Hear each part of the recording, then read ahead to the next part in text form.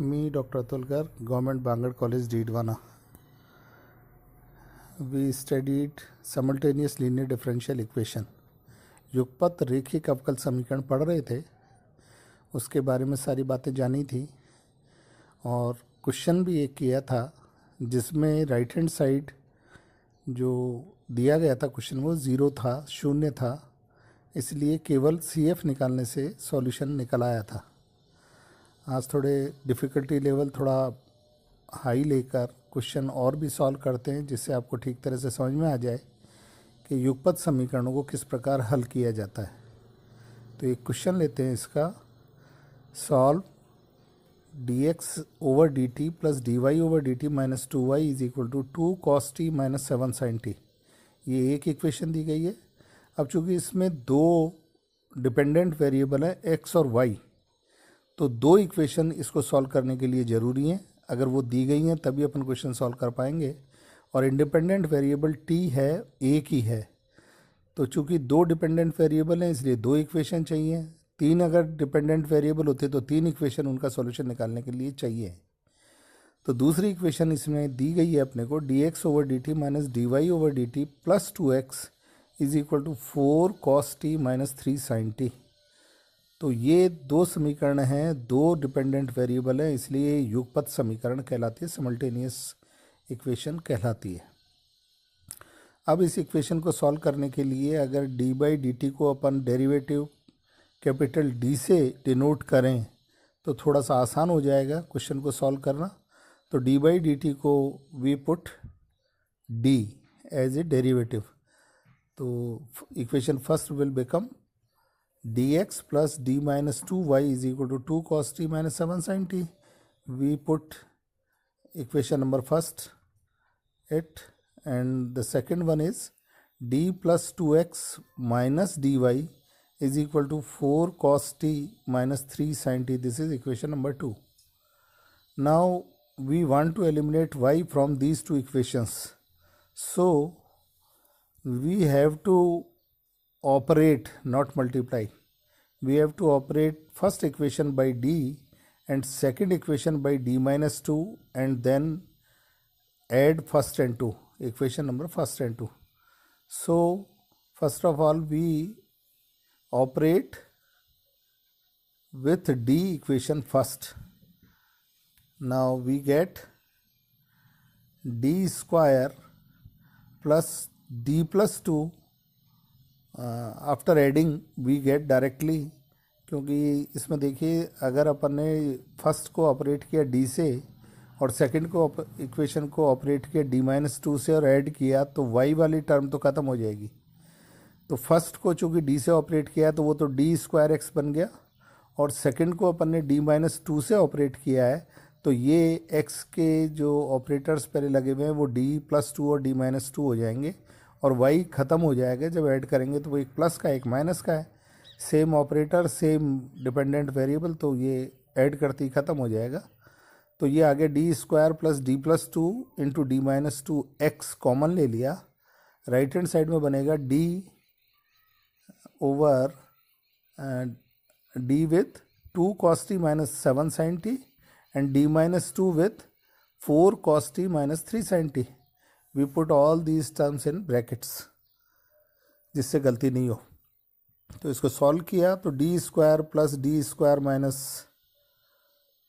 इसको मल्टीप्लाई कर दिया तो D square plus D square minus 4x, तो 2 कॉमन आ गया, 2 बाहर लिख दिया तो 2d स्क्वायर माइनस 2 ही रह गया अंदर, is equal to minus 9 cos t।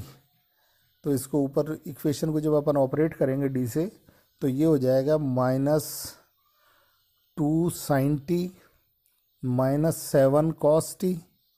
फिर d माइनस 2 से भी ऑपरेट करना तो पहले d से ऑपरेट करें, minus 4 sin t minus 3 cos t minus 8 cos t, और माइनस 2 से कर रहे हैं गुणा इसे तो प्लस 6 sin t। तो ये टोटल सॉल्व करने पर ये आया माइनस 18 cos t, तो 2 से डिवाइड करने पर माइनस 9 cos t बच गया। अब ये दो वेरिएबल में सिंपल इक्वेशन बन गई, एक x और t में, जिसमें डिपेंडेंट x है और इंडिपेंडेंट t है, और d जो इसमें लिखा हुआ है वो d/dt को रिप्रेजेंट कर रहा है। तो this is linear equation with constant coefficients, अचर गुणांक की रैखिक अवकल समीकरण ये है। तो इसको हल करना पिछले चैप्टरों में हमने सीखा है। अगर उसमें आपने क्वेश्चन ढंग से हल किए हैं सारे, तो फिर इसको हल करने में दिक्कत नहीं आएगी। तो जो नई बातें थी, युगपत समीकरण थी, अपन ने उसको चेंज कर लिया जो अपन ने पढ़ा है उस इक्वेशन में, अचर गुणांक में। अब अचर गुणांक अपन हल करना जानते हैं तो तेज़ी से इसे हल कर सकते हैं। इसमें लेफ्ट हैंड साइड और दिए हुए हैं, तो इसलिए अपने को CF और PI दोनों निकालना पड़ेगा। तो पहले CF निकालते हैं। CF के लिए ऑक्सिलरी इक्वेशन लिखें। तो ऑक्सिलरी इक्वेशन लिखने के लिए x की जगह e⁻mx लिखते हैं अपन। तो d की जगह सिंपली m लिखने से ऑक्सिलरी इक्वेशन प्राप्त हो जाती है, सहायक समीकरण आ जाती है। तो d² - 2 की जगह m² - 2 लिख दिया = 0। तो m = ±√2 रियल नंबर आया ये। तो CF हो गया C1 e⁻√2t plus C2 e⁻√2t, दो रियल रूट्स आए तो अपन ने CF लिख दिया। अब बात आती है PI की। तो PI होगा 1/d² - 2, और ब्रैकेट में राइट हैंड साइड जो भी Q दे रखा है वो है -9 cos t। तो ये राइट हैंड साइड में -9 cos t लिख दिया। अब इसको हल करने के लिए 9 तो कांस्टेंट है, -9 तो बाहर ले लिया ये अपन ने, और d² की जगह -1² लिखना है। तो ये अपन ने, क्योंकि cos t ये सिंपली, तो -1² - 2 ऑलरेडी था। तो ये हो गया -3, माइनस माइनस प्लस हो गया, तो ऊपर 3 बचा, 3 cos t आ गया।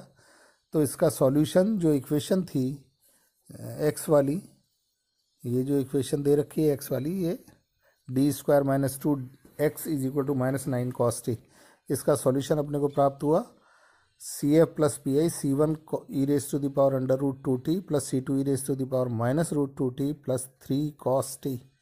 ये इसका x और t में एक सॉल्यूशन आ गया। अब इसकी सहायता से y और t में भी अपने को एक सॉल्यूशन निकालना पड़ेगा, तभी वो कंप्लीट सॉल्यूशन कहलाएगा दी गई इक्वेशन युगपत समीकरणों का। अब इसको देखें तो x अपने को मिल गया। तो क्वेश्चन को देखें तो दूसरी इक्वेशन अगर ध्यान से देखें अपन, तो इसमें x लिख दें और dx/dt निकाल के वो भी लिख दें। तो फिर dy/dt आएगा, तो फिर अपने को इंटीग्रेट करना पड़ेगा, तो प्रॉब्लमेटिक हो जाएगा, है ना, थोड़ी सी दिक्कत हो जाएगी उसमें। तो इसके लिए अपन सीधा ही इसे अपन मतलब dy/dt निकाल के फिर इंटीग्रेट करेंगे, तो फिर एक नया क्वेश्चन खड़ा कर लिया अपन ने। तो उसकी जगह क्या करें कि क्वेश्चन जो अपने को इक्वेशन दे रखी है फर्स्ट एंड सेकंड, जो क्वेश्चन में दे रखी थी, इन दोनों को अगर ऐड करें, तो ऐड करने पर dy/dt प्लस का है, dy/dt माइनस का है, तो ऐड करते ही dy/dt तो ख़त्म हो जाएगा। तो dx/dt और dx/dt ट्वाइस हो जाएगा, -2y भी आएगा और प्लस 2x भी आएगा। तो x रख देंगे, dx/dt रख देंगे, तो सिंपली y आ जाएगा इन टर्म्स ऑफ t। तो ये थोड़ी सी ध्यान देने वाली बात है जो नहीं नोटिस कर पाते अपन। चाहे फर्स्ट इक्वेशन में dx/dt रख दें, तो फिर ये linear equation dy/dt - 2y = something, तो ये तो लीनियर इक्वेशन बन गई, नया सवाल बन गया, पूरे को सॉल्व करो, लंबा क्वेश्चन हो जाएगा। ऐसे ही अगर दूसरे क्वेश्चन में देखें तो 2x रख देंगे, 2x रख देंगे, dx/dt अपन निकाल के रख देंगे, तो dy/dt में क्वेश्चन तैयार हो गया। तो फिर वो इंटीग्रेट करके सॉल्व करना पड़ेगा, तो फिर भी वो लंबी प्रक्रिया में फंस गया। तो थोड़ी सी इसको नोटिस करने वाली बात है कि अपन क्वेश्चन को पहले ध्यान से देख लेंगे कैसे इजीली x और dx/dt से सॉल्यूशन निकाला जा सकता है, क्योंकि x अपन ने t में निकाल लिया, dx/dt भी बड़ी आसानी से t में निकाला जा सकता है। तो ये रखने से अगर सॉल्यूशन आ जाए तो फिर 2 लाइन में आंसर निकल आएगा। तो इसमें साफ दिख रहा है कि अगर दोनों इक्वेशंस को ऐड कर दिया जाए, जोड़ दिया जाए, तो dy/dt कैंसिल हो जाएगा, हट जाएगा। तो dx/dt आएगा, y आएगा, x आएगा, तो x और dx/dt रख देंगे तो y आंसर में आ जाएगा।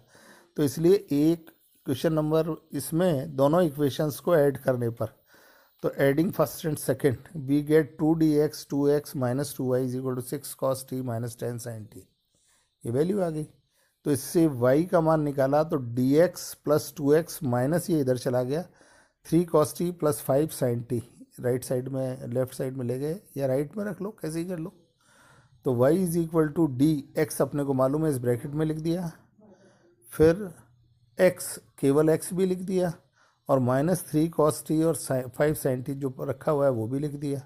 इसको सॉल्व कर लिया, इसको डिफ्रेंशिएट करा, तो डिफ्रेंशिएट करने पर ये c1 √2 e raise to the power √2t, क्योंकि d stands for d by D T, तो ये आगे -c2 √2 e raise to the power -√2t और -3 sin t, ये इसका आएगा, डिफरेंशिएशन इसका निकालना। ये तो सिंपल ब्रैकेट है, बाकी तो यूँ ही रखे रहेंगे। तो सॉल्व करने पर इसमें डायरेक्ट कर दिया है मैंने, 2-3 लाइन वैसे करनी पड़ती अगर सही तरह से अपने को क्वेश्चन सॉल्व करना। तो y is equal to 1 + √2 c1 e raise to the power 2t 1 - √2 c2 e raise to the power -2t + 2 sin t। ये आ गया y में और t में एक वैल्यू आ गई है, x भी t में आ गया, y भी t में आ गया। तो 4 में जो x t में था ये वाला और ये वाला, और y भी जो अपन ने t में निकाला है ये वाला, ये दोनों मिलके कंप्लीट सॉल्यूशन कहलाता है दिए गए क्वेश्चन युगपत समीकरणों का। तो x भी t में आ गया, y भी t में हो गया, तो यही कंप्लीट सॉल्यूशन है इस दिए गए प्रश्न का। तो इस तरह से अपन क्वेश्चन सॉल्व कर लेंगे। थोड़ी सी है जो अपने को CFPI अचर गुणांक बन गई इसलिए निकालना हुआ, फिर दोनों को जोड़ने से dy/dt में समीकरण नहीं बनी, नहीं तो इंटीग्रेट करना पड़ जाता, थोड़ा सा गलती होने की संभावना बढ़ जाती। तो इस तरह से थोड़ा ध्यान रखना पड़ेगा।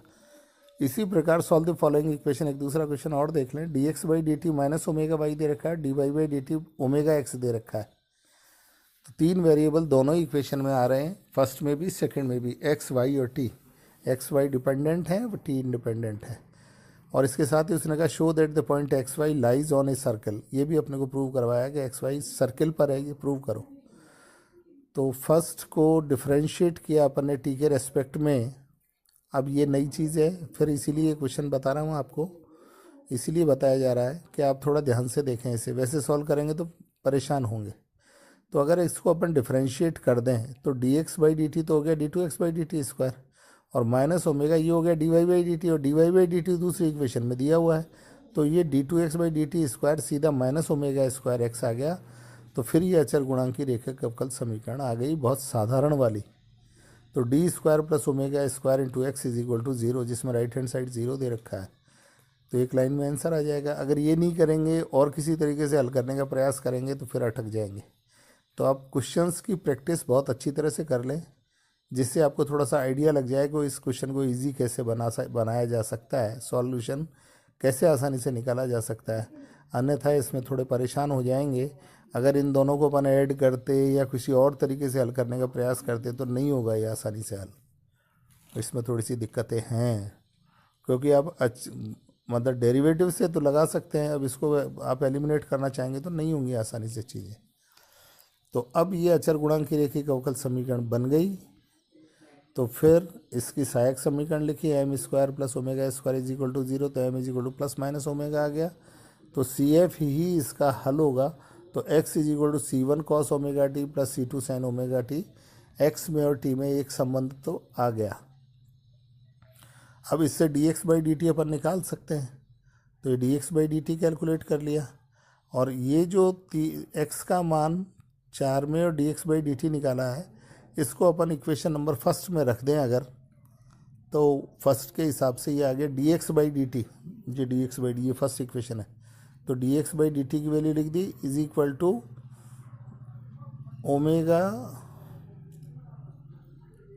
ω² ये इसमें रख दिया अपन ने, ω² नहीं, ω/, तो ω/y में रख दिया, तो ये वैल्यू रख दी, तो ω/y आ गया। तो y का मान इससे सीधा सीधा आ गया, ओमेगा से डिवाइड करने पर c1 sin ωt - c2 cos ωt। तो x भी t में आ गया, y भी t में आ गया। तो ये कंप्लीट सॉल्यूशन कहलाएगा। 4 और 5 मिलके complete solution of the given equations, given simultaneous equations. अब उसमें दूसरी बात और कही थी कि ये बताइए कि XY point lies on a circle. तो अगर अपन 4 और 5 को स्क्वायर करके ऐड करें तो X square plus Y square is equal to constant आ गया, तो इस सर्किल का इक्वेशन है। तो it means any point X Y lies always on circle X square plus Y square is equal to C1 square plus C2 square. तो इस तरह से दूसरी बात भी अपन ने बता दी कि सर्किल का इक्वेशन दे रहा है, इसलिए इसी पे लाई करेगा। तो इस तरह से क्वेश्चंस सिंपल अगर एक ही तरीके से करने का प्रयास करेंगे या सोचेंगे कि वो तो केवल एक ही इसका तरीका है सॉल्व करने का, तो फिर नहीं हो पाएगा। तो आप क्वेश्चन को ज़्यादा से ज़्यादा करें, सबकी प्रैक्टिस कर लें, तो छोटी छोटी बातों के कारण क्वेश्चन बहुत आसानी से सॉल्व हो जाएगा। और अन्यथा अपन केवल एक ही मेथड लेके चलें कि इसको d से मल्टीप्लाई करना है, इसको d-2 से करना है, तो वो हर एक क्वेश्चन में एप्लीकेबल नहीं है। इन क्वेश्चंस को बताने का मकसद यही है कि किसी भी प्रकार अपने को एक्स बी टी में और वाई बी टी में निकालना है, कैसे इक्वेशन ईजी बन जाए इसको देखना है और सॉल्यूशन निकाल लेंगे। करिएगा इसके क्वेश्चंस।